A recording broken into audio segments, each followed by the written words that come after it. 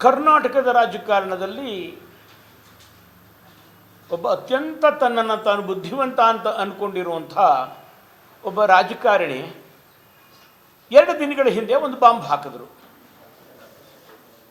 ಯಾರ ರಾಜಕಾರಣಿ ಅಂತಂದರೆ ಸನ್ಮಾನ್ಯ ಛೋಟಾ ಖರ್ಗೆ.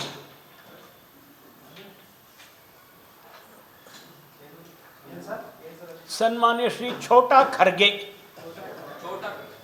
ಛೋಟಾ ಖರ್ಗೆ ಅಥವಾ ಇಂಗ್ಲೀಷ್ನಲ್ಲಿ ಹೇಳಬೇಕು ಅಂದರೆ ಜೂನಿಯರ್ ಖರ್ಗೆ. ಅವ್ರ ಬಗ್ಗೆ ಕರ್ನಾಟಕದಲ್ಲಿರುವಂಥ ಯಾವ ಕಾಂಗ್ರೆಸ್ ನಾಯಕರು ಮಾತಾಡಲ್ಲ. ಅವ್ರು ಏನು ಮಾತಾಡಿದ್ರು ಹೆ ಅಂತ ನಕ್ಕು ಸುಮ್ಮನಾಗಿ ಹೋಗ್ಬಿಡ್ತಾರೆ. ಮತ್ತು ಸಾಧ್ಯವಾದರೆ ಅವ್ರನ್ನ ಸಮರ್ಥನೆ ಮಾಡ್ತಾರೆ.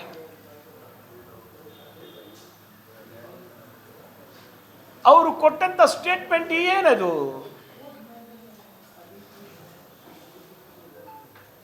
ಭಾರತೀಯ ಜನತಾ ಪಾರ್ಟಿನ ಇಂದಿನ ಅಧ್ಯಕ್ಷರು ಈ ಹಿಂದೆ ಕರ್ನಾಟಕ ರಾಜ್ಯದ ಮುಖ್ಯಮಂತ್ರಿಗಳಾಗಿದ್ದಂಥ ಸನ್ಮಾನ್ಯ ಶ್ರೀ BS ಯಡಿಯೂರಪ್ಪನವರ ಸುಪುತ್ರರು ಆದಂಥ ವಿಜಯೇಂದ್ರ ಅವರು ಅನ್ವರ್ ಮಾನಪಾಡಿ ಮನೆಗೆ 150 ಕೋಟಿ ರೂಪಾಯಿಗಳನ್ನ ತೆಗೆದುಕೊಂಡು ಹೋಗಿದ್ರು. ಯಾತಕ್ಕೆ ಅಂತಂದರೆ,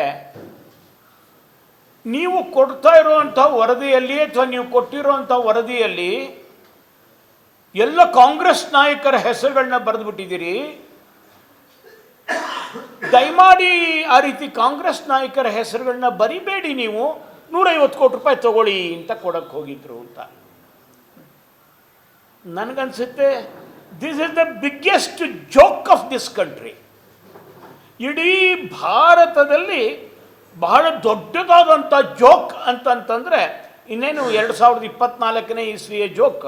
ಇನ್ನು ಸ್ವಲ್ಪ ದಿವಸಕ್ಕೆ ಜನವರಿ ಬಂದ್ಬಿಡುತ್ತೆ.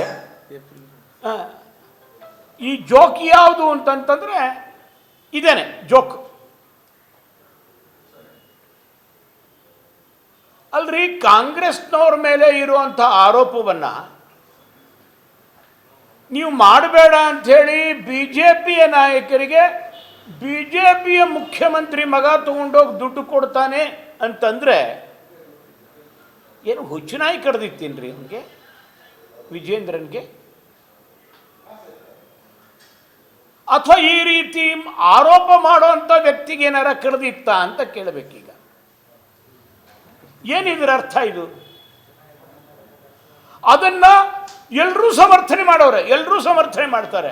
ನಮ್ಮ ರಾಜ್ಯದ ಗೃಹ ಮಂತ್ರಿಗಳು ಸಮರ್ಥನೆ ಮಾಡ್ತಾರೆ, ನಮ್ಮ ರಾಜ್ಯದ ಕಂದಾಯ ಮಂತ್ರಿಗಳು ಸಮರ್ಥನೆ ಮಾಡ್ತಾರೆ. ದುರ್ದೈವ, ಇಂಥ ರಿಡಿಕ್ಯುಲಸ್ ಜೋಕ್ನ ನಮ್ಮ ರಾಜ್ಯದ ಮುಖ್ಯಮಂತ್ರಿಗಳು ಸಹ ಸಮರ್ಥನೆ ಮಾಡಿಬಿಡ್ತಾರೆ.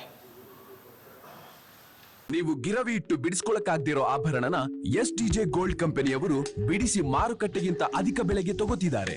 ಅಷ್ಟೇ ಅಲ್ಲ, 1 ಕೂಪನ್ ಕಾರ್ಡ್ ಕೂಡ ಕೊಡ್ತಾ ಇದ್ದಾರೆ.